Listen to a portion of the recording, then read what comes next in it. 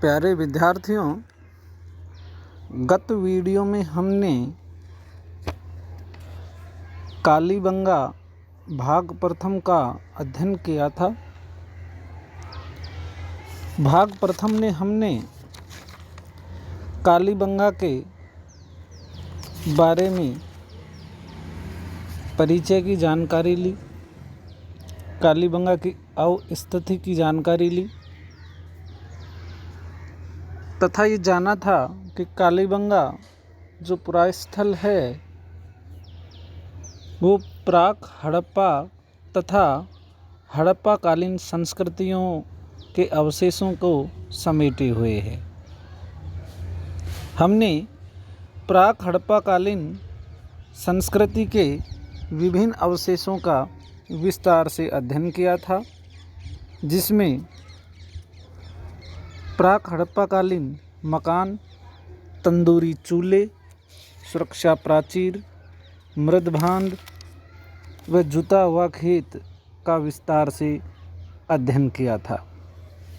इस वीडियो आलेख के अंतर्गत हम कालीबंगा भाग 2 के अंतर्गत कालीबंगा से प्राप्त हड़प्पा संस्कृति के अवशेषों का विस्तार से अध्ययन करेंगे। प्यारे विद्यार्थियों, कालीबंगा के बारे में आर.एल. स्टीन एवं ए. घोष अर्थात अमलानंद घोष, इन दोनों विद्वानों का ये मानना है कि कालीबंगा की हड़प्पा कालीन संस्कृति में प्राक हड़प्पा कालीन संस्कृति का विस्तार दृष्टिगोचर होता है, जिसकी विशेषताएं अग्रांकित हैं। नगर निर्माण। विद्यार्थियों, कालीबंगा की हड़प्पा संस्कृति के निवासियों का नगरीय जीवन अत्यंत सुनियोजित रहा था। इस काल से प्राप्त सुरक्षा प्राचीर 230 फीट लंबी है। उत्तर दक्षिण वाली दीवार अभी तक प्राप्त नहीं हो सकी है। पूरे नगर में उत्तर दक्षिण की ओर 5 और पूर्व पश्चिम की ओर 3 मुख्य सड़कें प्राप्त हुई हैं। अनेक व्यवस्थित गलियों के प्रमाण मिले हैं। इन सड़कों और गलियों में किसी भी प्रकार का अतिक्रमण नहीं दिखाई देता, जो उनके सभ्य नागरिक होने का प्रमाण प्रस्तुत करता है। मकानों को वाहनों से होने वाली क्षति से बचाने के लिए गलियों के मोड़ों पर सुरक्षात्मक खंभे गाड़े गए थे। कुछ मकानों के बाहर आयताकार चबूतरे मिले हैं, जिनका प्रयोग कदाचित विश्राम के लिए किया जाता होगा। विद्यार्थियों, कालीबंगा से प्राप्त हड़प्पा संस्कृति के अवशेषों में अब हम मकानों के बारे में जानकारी देंगे।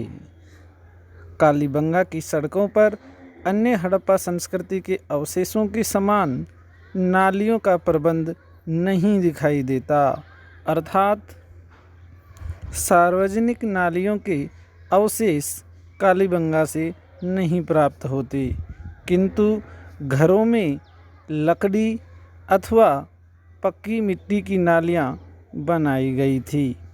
विद्वानों का मानना है कि भारी बड़े तनों को अंदर से कुरेद कर नालियों के रूप में उपयोग में लेते थे, जो कि कालीबंगा की अपनी विशिष्टता थी। मकानों के दरवाजे गलियों की ओर खुला करते थे। मकानों के अंदर एक खुला आंगन, कुआं, आंगन के 3 ओर 6-7 कमरे हुआ करते थे। इस प्रकार ये मकान धूप व हवा से सुसज्जित रहे होंगे। संभवतः कुछ मकान 2 मंजिले भी रहे होंगे, क्योंकि हमें दूसरी मंजिल पर चढ़ने के लिए सीढ़ियों के अवशेष भी मिले हैं। घरों के दरवाज़ों के पास कुओं व नालियों में पकी ईंट का प्रयोग भी कदाचित मिला है। अलंकृत एवं टाइल युक्त फर्श का भी प्रमाण हमें मिलता है, जो कि एक आश्चर्यजनक अवशेष कह सकते हैं। सुरक्षा प्राचीर। विद्यार्थियों, गत ऑडियो वीडियो आलेख में मैंने आपको बताया था कि कालीबंगा की प्राक हड़प्पा कालीन अवशेषों में सुरक्षा प्राचीर मिली है। साथ ही में हड़प्पा कालीन अवशेषों में भी एक सुदृढ़ सुरक्षा प्राचीर मिली है। इस काल की सुरक्षा प्राचीर का आकार समानांतर चतुर्भुज जैसा है। यही आकार हड़प्पा की सुरक्षा प्राचीर का भी है। यह सुरक्षा प्राचीर करीब 3 से 7 मीटर चौड़ी है। इस पर बुर्ज व अट्टालिकाएं भी बनी हुई हैं। विद्यार्थियों, कालीबंगा के उत्खनन से विभिन्न क्षेत्रों से वर्गाकार गर्त मिले हैं, जो कि पक्की ईंटों से निर्मित हैं। इनमें हिरन, बैल इत्यादि की हड्डियां प्राप्त हुई है तथा इनके पास कुआं व अग्नि वेदिकाएं भी मिली हैं। कदाचित यह बलि कुंड का अवशेष है। अग्नि वेदिकाएं। विद्यार्थियों, निचले नगर से एक चबूतरे पर अनेक वेदिकाएं मिली हैं। वेदिकाएं मकानों में भी मिली हैं। शायद इनका कोई ना कोई धार्मिक महत्व रहा होगा। धर्म। उत्खनन से ज्ञात सामग्री से कालीबंगा में प्रचलित धर्म का स्वरूप स्पष्ट नहीं होता।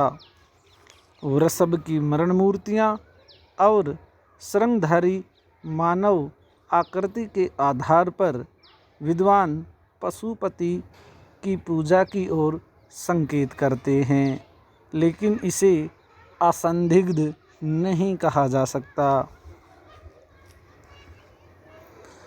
भोजन। कालीबंगा के हड़प्पा निवासी शाकाहारी व मांसाहारी दोनों प्रकार के थे। ये लोग जौ के साथ साथ गेहूं भी खाया करते होंगे। गाय, बैल, भैंस, सूअर, बारहसिंगा, हाथी, गधा, गैंडा और ऊंट से ये लोग परिचित थे। इनमें से कुछ का प्रयोग ये खाद्य के रूप में तथा अन्य का भारवाहक के रूप में करते रहे होंगे। समाधान। हड़प्पा व लोथल के समान यहाँ के निवासी भी शवों को जमीन में गाड़ते थे। यहाँ से प्राप्त समाधानों का गहराई से अध्ययन करने पर 3 प्रकार के अंतिम संस्कार की प्रक्रियाएं दिखाई पड़ती हैं। आयताकार शव निषादों में उत्तर की ओर सिर करके शव को लिटाया गया होगा। उसके सिर की तरफ ढेर सारे पात्र रखे गए हैं। अंडाकार या गोल समाधान भी मिले हैं। इन समाधानों में मृद भांड रखे हुए हैं, जिनमें विभिन्न प्रकार की सामग्रियां मिलती हैं।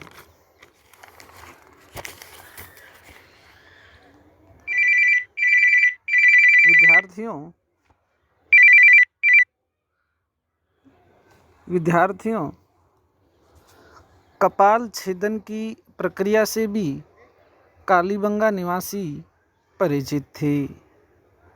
कालीबंगा से प्राप्त साक्ष्यों में शल्य क्रिया के साक्ष्य अत्यंत ही महत्वपूर्ण हैं, जो प्राचीन काल में चिकित्सकीय प्रणाली के अत्यंत उन्नत स्वरूप पर प्रकाश डालते हैं। यहाँ से प्राप्त एक बच्चे की खोपड़ी में 6 वृत्ताकार छेद हैं। इससे सिरदर्द या मस्तिष्क की कोई अन्य बीमारी का इलाज किया गया होगा। मृदभांड। कालीबंगा से प्राप्त प्राक व हड़प्पाकालीन मृदभांडों में बहुत अंतर प्रतीत होता है। इस काल के मृदभांड अति सुंदर और गाढ़े लाल रंग के हैं, जबकि पहली इससे पूर्व वीडियो आलेख में हमने आपको बताया था कि प्राक हड़प्पाकालीन अवशेषों में विशेष रूप से मृदभांडों में कालीबंगा के मृदभांड गुलाबी मृदभांड हुआ करते थे, जबकि हड़प्पाकालीन मृदभांड गाढ़े लाल रंग के हुआ करते थे। इन्हें अच्छे से पकाया गया होगा।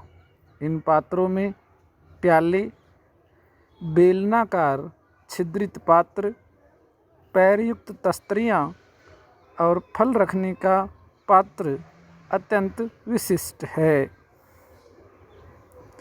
इन पात्रों पर सफ़ेद व काली रेखाएं अंकित की गई हैं। तिथि।